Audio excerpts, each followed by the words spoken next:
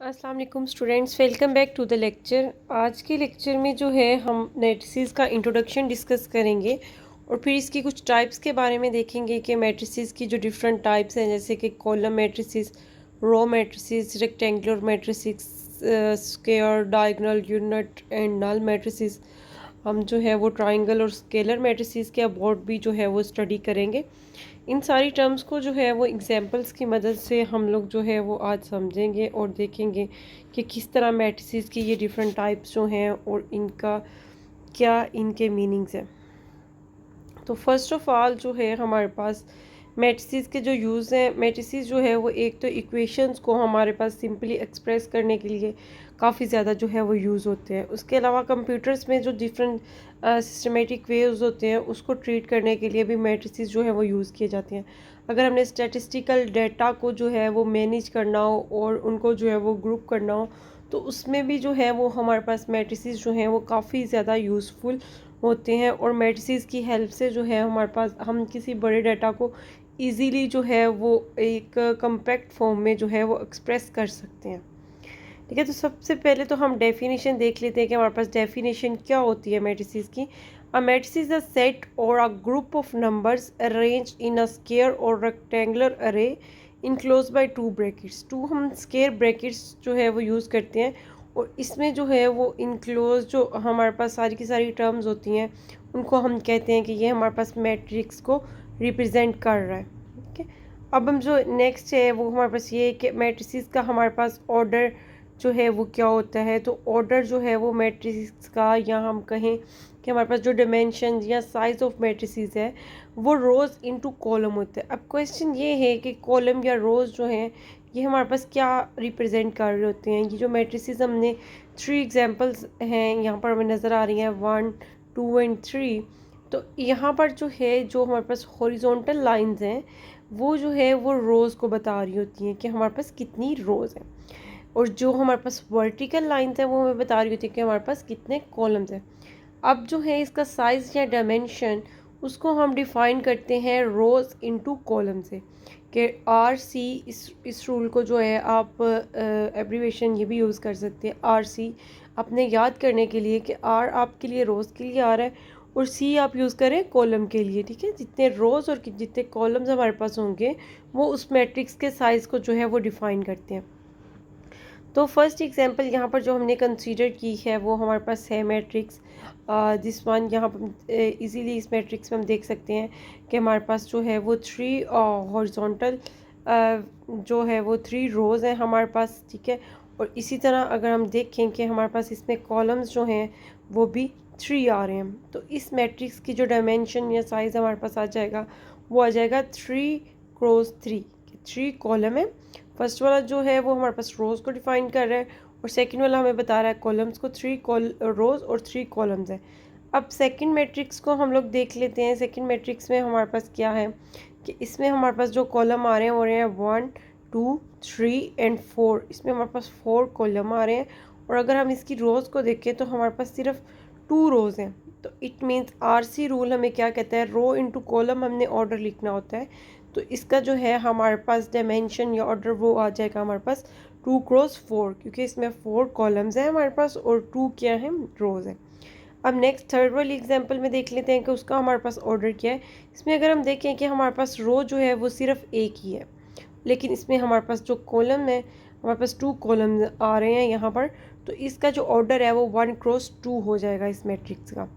अब नेक्स्ट जो है वो आगे हम लोग मूव करते हैं कि मैट्रिसेस को हम जो है वो कैसे जनरली जो है वो डिनोट कर सकते हैं। मैट्रिसेस को हम जो है वो कैपिटल लेटर से जो है वो बेसिकली डिनोट करते हैं, और जो मैट्रिसेस के एलिमेंट्स हैं उनको हम जो है वो स्मॉल लेटर से जो है वो रिप्रेजेंट करते हैं।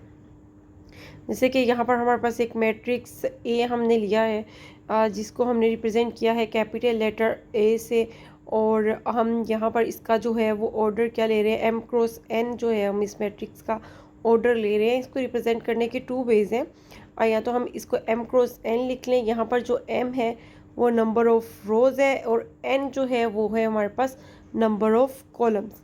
ठीक है, या तो हम इस वेज में इसको एक्सप्रेस कर सकते हैं, या दूसरा वे जो इसको एक्सप्रेस करने का है कि हम इस तरह भी इसको एक्सप्रेस कर सकते हैं कि हम लेफ़्ट साइड पे जो है वो नंबर ऑफ़ रोज़ ले लें सबस्क्रिप्ट में, और जो है सुपरस्क्रिप्ट में हम जो है वो नंबर ऑफ़ कॉलम्स ले लें, एंड यहाँ पर हमारे पास नंबर ऑफ़ कॉलम्स है। क्लियरली हम यहाँ से देख भी सकते हैं कि हमारे पास 1 2 और ये जेथ कॉलम है, और ये हमारे पास nth मींस n हमारे पास कॉलम है। और अगर हम रोज़ को ऑब्ज़र्व करें तो यहाँ पर हमारे पास जो रोज़ हैं 1 2 और ये m तक जो है हमारे पास रोज़ जा रही हैं, ठीक है। मींस हमारे पास m रोज़ है और जो n है वो क्या है, कॉलम है। अब जो हर एंट्री है, जैसे A11 वाली एंट्री को हम ऑब्ज़र्व करें तो ये हमारे पास ऐसी एंट्री है जो फर्स्ट रो और फर्स्ट कॉलम में है, ठीक है। जो ये फर्स्ट वाला हमारे पास जो है नंबर, ये हमारे पास रोज़ की एंट्री को लाइन को बताएगा, और जो सेकंड वाला है वो हमें क्या बताता है, कॉलम के कॉरिस्पॉन्डिंग जो है हमें बताता है। जैसे आइस ग्रोव आई जो है आई की वेरिएशन जो है वो हमने ली है 1 to m तक। मींस आई की वेरिएशन एक्चुअली हमें क्या बता रही है कि नंबर ऑफ़ रोज़ जो है वो हमारे पास m है, और जे की वेरिएशन हमने ले ली है 1 to n तक, और जे की वेरिएशन हमें बताती है कि हमारे पास n जो है वो क्या है, कॉलम्स है, नंबर ऑफ़ कॉलम्स है इसमें, इस मैट्रिक्स में। अब इसकी हर एंट्री जो है, अगर हम इस एंट्री AIJ को देखना चाहें तो ये एंट्री हमें ये बताती है कि ये इसके आयथ रो में है, और हमारे पास जेथ कॉलम में ये एलिमेंट मौजूद है, ठीक है। ये हमें ये बता रहा है। अब इसी तरह जो है वो डिफरेंट ये सारे के सारे एलिमेंट्स जो हैं वो हमें इसके बताते हैं कि ये कौन सी रो में है और कौन से कॉलम में है। अब इसकी टाइप्स की तरफ हम लोग मूव करते हैं, तो सबसे पहले कॉलम मैट्रिक्स और वेक्टर।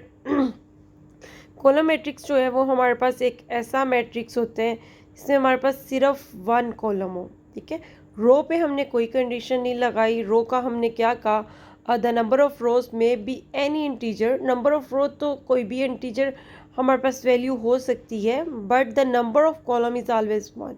कॉलम मैट्रिक्स के लिए हमारे पास कॉलम जो है वो सिर्फ एक ही होना चाहिए, रोज़ एक से ज़्यादा 2 3 कुछ भी n तक या हमारे पास कोई भी वैल्यू जो है वो उसकी रोज़ की हो सकती है, ठीक है। लेकिन कॉलम जो है वो सिर्फ एक ही हो, तो ऐसे मैट्रिक्स को हम कहते हैं कॉलम मैट्रिक्स। अब नेक्स्ट जो, अगर हम इनके ऑर्डर की बात करें या डायमेंशन की, तो इस मैट्रिक्स का हमारे पास जो है ऑर्डर वो 3 क्रॉस 1 बनेगा, क्योंकि इसमें हमारे पास 1 2 एंड 3 रोज़ आ रही हैं और कॉलम इसमें 1 है, ठीक है। सारे के सारे कॉलम मैट्रिक्स में हमारे पास जो है वो हमारे पास फर्स्ट वाली जो रोज़ वाली एंट्री है वो चेंज होगी, और उसका क्रॉस जो है वो हमारे पास आएगा 1 के साथ। अब यहाँ पर इसको अगर हम ऑब्ज़र्व करें तो ये 2 क्रॉस 1 इसका ऑर्डर बन जाएगा, और अगर हम इसको ऑब्ज़र्व करें तो यहाँ पर हमारे पास m क्रॉस 1 जो है वो ऑर्डर बन जाएगा, क्योंकि हमारे पास m रोज़ आ रही हैं और 1 कॉलम है, कि इसी तरह हम आगे जो है वो रो मैट्रिक्स की तरफ मूव करते हैं।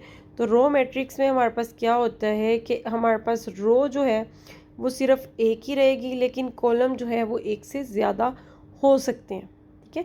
Any number of column but only 1 रो। अब इसमें कंडीशन हमारी क्या है कि रो सिर्फ एक ही रहनी है, और इसका ऑर्डर अगर हम देखें तो ये वाले मैट्रिक्स का हमारे पास ऑर्डर बनेगा 1 क्रॉस 3, ठीक है, कि 3 इसमें कॉलम आ रहे हैं लेकिन रो जो है वो 1 है। और अगर हम सेकेंड वाले मैट्रिक्स का इसका ऑर्डर देखना चाहें तो ये हमारे पास हो जाएगा 1 क्रॉस 4 के 4 कॉलम आ रहे हैं हमारे पास और 1 रो है। और जो थर्ड वाली हमने एग्जांपल रो मैट्रिक्स की कंसीडर की है, इसका अगर हम ऑर्डर देखना चाहें तो ये हमारे पास बनेगा 1 क्रॉस n, क्योंकि इसमें हमारे पास जो है वो 1 2 3 और n तक जो है वो कॉलम्स है, और रो जो है वो सिर्फ इसमें हमारी एक ही है, तो इसको हम रो मैट्रिक्स या वेक्टर कह सकते हैं। अब नेक्स्ट जो है हमने रेक्टेंगुलर मैट्रिक्स की डेफिनेशन जो है वो देखनी है। जैसे तो आपको रेक्टेंगल की डेफिनेशन का पता होगा कि जिसकी हमारे पास जो है वो दोनों साइड्स जो हैं वो इक्वल ना हो, तो वो हमारे पास रेक्टेंगल होता है। वही कॉन्सेप्ट जो है अब हम रेक्टेंगल मैट्रिक्स पे अप्लाई करेंगे कि इसमें हमारे पास क्या होगा कि हमारे पास नंबर ऑफ़ रोज़ और नंबर ऑफ़ कॉलम्स जो हैं वो इक्वल नहीं होंगे, तो ऐसे मैट्रिक्स को हम कहेंगे कि ये हमारे पास क्या है, रेक्टेंगुलर मैट्रिक्स है। अब फॉर एग्जांपल यहाँ पर हमने जो है वो दो एग्जांपल आप देख सकते हैं। फर्स्ट वाली एग्जांपल में जो है हमारे पास नंबर ऑफ़ कॉलम्स जो हैं वो 2 हैं, और यहाँ पर हमारे पास जस्ट जो है वो 2 कॉलम्स आ रहे हैं। और अगर हम इसकी नंबर ऑफ़ रोज़ को ऑब्ज़र्व करें तो वो हमारे पास आ रही हैं 1 2 3 एंड 4, तो इट मीन्स इसका हमारे पास जो ऑर्डर है वो बनेगा 4 क्रॉस 2। नंबर ऑफ़ रोज़ और नंबर ऑफ़ कॉलम्स जो हैं वो इक्वल नहीं है, तो इट मीन्स कि ये मैट्रिक्स जो है हमारे पास रेक्टेंगुलर मैट्रिक्स होगा। इस तरह हम सेकंड एग्जांपल को देख लेते हैं। इसमें हमारे पास जो है वो नंबर ऑफ़ कॉलम्स आ रहे हैं 1 2 3 4 एंड 5, और अगर हम इसकी रोज़ पे फोकस करें तो इसमें हमारे पास ओनली जो है वो 2 रोज़ हैं, तो इसका ऑर्डर हमारे पास हो जाएगा 2 क्रॉस 5, ठीक है। और ये हमारे पास ये भी रेक्टेंगुलर मैट्रिक्स है क्योंकि इसमें नंबर ऑफ़ रोज़ और नंबर ऑफ़ कॉलम्स जो हैं वो भी इक्वल नहीं है। अब नेक्स्ट जो हम देखते हैं कि स्क्वायर मैट्रिक्स क्या होती है। अब स्क्वायर मैट्रिक्स में हमारे पास क्या होगा कि नंबर ऑफ़ रोज़ और नंबर ऑफ़ कॉलम जो है वो हमेशा इक्वल होंगे, तो ऐसे मैट्रिसेस को हम कहेंगे कि ये जो है वो स्क्वायर मैट्रिक्स है। अब फॉर एग्जांपल ये मैंने एक 2 क्रॉस 2 का मैट्रिक्स कंसीडर किया क्योंकि इसमें नंबर ऑफ़ रोज़ भी 2 हैं और नंबर ऑफ़ कॉलम भी 2 हैं। और ये एक 3 क्रॉस 3 का मैट्रिक्स है जिसमें हम इस देख सकते हैं कि हमारे पास 3 कॉलम है 1 2 एंड 3, और अगर इसकी रोज़ पे फोकस करें तो इसमें हमारे पास रोज़ जो हैं वो भी 3 हैं। तो हम क्या कह सकते हैं कि इसमें हमारे पास प्रिंसिपल और main diagonal for square matrix is compose of all elements A I J for which I is equal to J. Actually इस चीज़ का क्या मतलब है कि ये जो हमारे पास फर्स्ट वाली इंट्री है ये हमारे पास है A11। अगर हम इसकी जो है वो नेक्स्ट डायगोनल वाली इंट्रीज़ देखें, ये वाली इंट्रीज़ जो हैं ये आपकी डायगोनल इंट्रीज़ होती हैं हमारी, और अगर इसकी हम सेकंड एंट्री पे फोकस करें ये तो हमारे पास A11 बन जाएगी। अगर इस पर हम फोकस करें तो ये A22, और अगर थर्ड वाली इंट्री पे फोकस करें तो ये A33 बनेगा। मींस डायगोनल वाली जो इंट्रीज़ हैं AIJ उनके लिए I is equal to J आता है। अब नेक्स्ट जो है हमारे पास टाइप्स ऑफ मैट्रिसेस में एक आ रहा है डायगोनल मैट्रिक्स, ठीक है। किसी भी मैट्रिक्स को डायगोनल मैट्रिक्स होने के लिए फर्स्ट ऑफ ऑल तो ये है कि वो मैट्रिक्स जो है वो स्क्वायर मैट्रिक्स होना चाहिए, फिर हम उसको जो है वो बात करेंगे कि वो डायगोनल है या नहीं।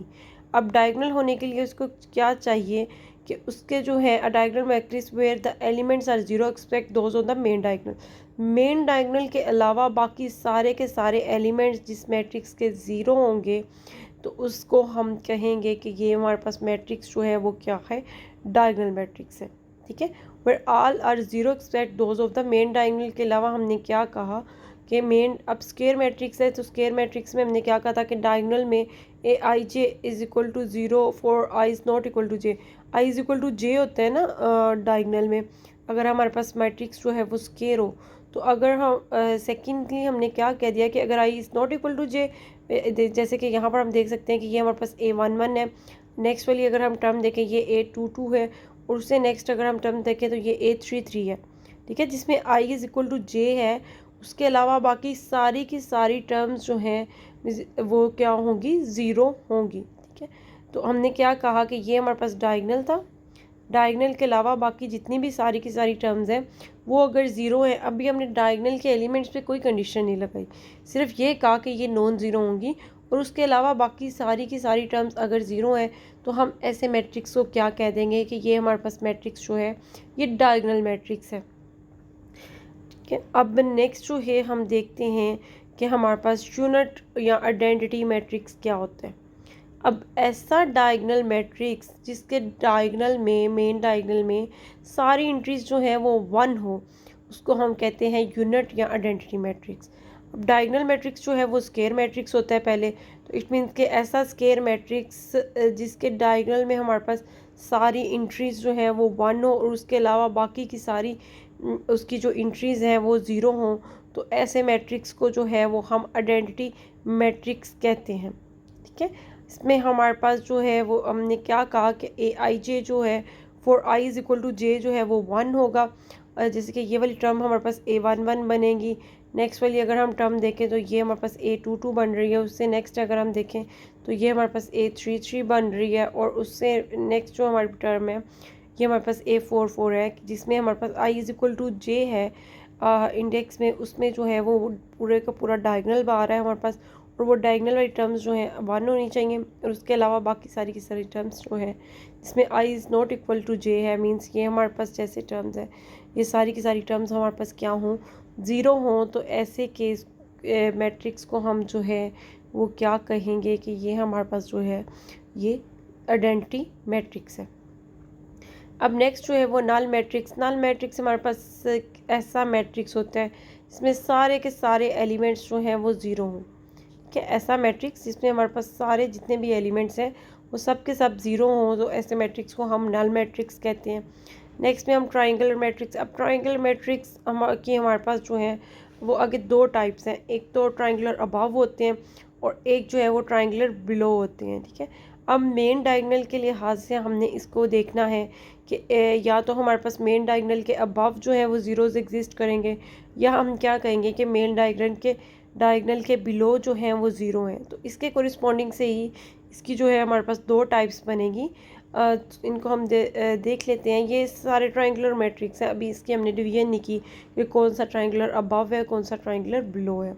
तो इसको देख लेते हैं कि अपर ट्रायंगुलर मैट्रिक्स हमारे पास ऐसे मैट्रिक्स होते हैं जिसमें हमारे पास डायगोनल के अबव वाली सारी की सारी इंट्रीज जो हैं वो नॉन ज़ीरो हों, और डायगोनल ये जो मेन डायगोनल है हमारे पास इसके बिलो जितनी भी इंट्रीज़ हैं वो सारी की सारी जो हैं वो क्या हों, ज़ीरो हों। तो ऐसे मैट्रिक्स को हम जो है कहते हैं कि ये हमारे पास है अपर ट्रायंगुलर मैट्रिक्स। ठीक है, अपर ट्रायंगुलर मैट्रिक्स वो होगा जिसमें डायगोनल के अबव वाली टर्म्स जो हैं वो नॉन ज़ीरो हैं और बिलो वाली जो हैं वो क्या है, ज़ीरो हैं। तो ये हमारे पास थ्री जो है वो अपर ट्रायंगुलर मैट्रिसेस की एग्जांपल्स हैं। इसमें हम क्लियरली देख सकते हैं कि तीनों में हमारे पास डायगोनल के अबव वाली टर्म्स नॉन है कि वो नॉन ज़ीरो है, और बिलो वाली सारी की सारी टर्म्स जो हैं वो क्या हैं, ज़ीरो हैं। ठीक है, और नेक्स्ट जो है वो लोअर ट्रायंगुलर मैट्रिक्स हमारे पास ऐसा मैट्रिक्स होगा जिसमें हमारे पास डायगोनल के अबव वाली टर्म्स तो ज़ीरो होंगी, लेकिन डायगोनल के बिलो हमारे पास जितनी भी टर्म्स हैं और डायगोनल वाली जो टर्म्स हैं वो हमारे पास क्या है, नॉन ज़ीरो होगी। ठीक है, अब देखिए हमने डायगोनल मैट्रिक्स के लिए भी उसको कहा था कि पहले उसका स्क्वायर मैट्रिक्स होना ज़रूरी है। इसी तरह ट्रायंगुलर मैट्रिक्स में भी हम यही बात कर रहे हैं कि इसमें भी हमारे पास जो है वो मैट्रिक्स का पहले स्क्वायर मैट्रिक्स होना ज़रूरी है, फिर उसके बाद हम जो है वो डिस्कस करेंगे। अब नेक्स्ट हमारे पास जो मैट्रिक्स है वो है स्केलर मैट्रिक्स। और डायगोनल मैट्रिक्स ऐसा डायगोनल मैट्रिक्स जिसके मेन डायगोनल के एलिमेंट्स जो हैं वो सेम स्केलर हो हमारे पास, तो उसको हम कहेंगे कि स्केलर मैट्रिक्स। ठीक है, पहले तो वो डायगोनल मैट्रिक्स हो और फिर उसमें डायगोनल मैट्रिक्स से क्या मुराद, डायगोनल के अबव और बिलो सारी एंट्रीज जो हैं वो ज़ीरो हों। अब स्केलर में एक और एक्स्ट्रा कंडीशन ये आ गई कि जो डायगोनल वाली सारी की सारी एंट्रीज़ हैं वो सेम हो। ठीक है, जैसे कि यहाँ पर हम देख सकते हैं कि डायगोनल की सारी एंट्रीज 1 है, इसमें हम देख सकते हैं कि जो डायगोनल की सारी एंट्रीज़ हैं वो हमारे पास आ रही हैं 6, मींस डायगोनल की सारी एंट्रीज इक्वल हो, ऐसा डायगोनल मैट्रिक्स जो है उसको हम कहते हैं कि ये हमारे पास है scalar matrix. Thanks for watching. Next video में हम जो है वो इंशाल्लाह मैट्रिसेस के ऑपरेशंस के बारे में डिस्कस करेंगे। अल्लाह हाफिज़।